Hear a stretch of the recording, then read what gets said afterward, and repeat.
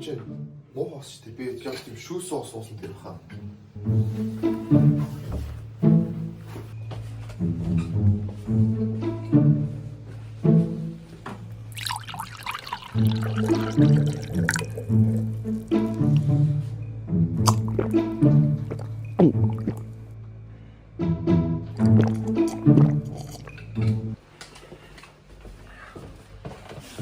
Манай улсын сургуулиудын 25% орчим нь цэвэр аюулгүй усны их үүсвэргүй байгаа нь судалгаагаар тогтоогдсон.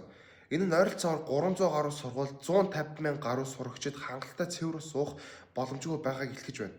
Хотын сургуулиудад ч гэсэн ус цэвэршүүлэгч төхөөрөмжийн хүрэлцээ муу байгаа нь асуудлыг улам хүндрүүлж байна. Цэвэр усны хүртээмжгүй байдал нь зөвхөн эрүүл мэндийн асуудал биш, харин сурагчдын сурах орчин, сурлагын амжилтад сөргөөр нөлөөлдөг.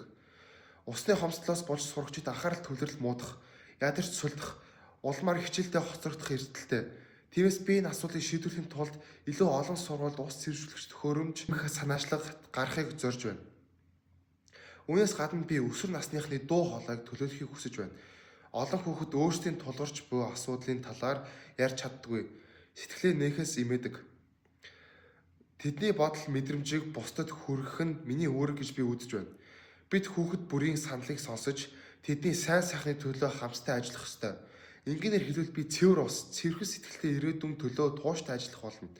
Энэ бол зөвхөн усны асуудал биш. Харин ирээдүйд хойч үеийнхээ эрүүл аз жаргалтай амьдрах их эрхийн төлөөх тэмцэл юм.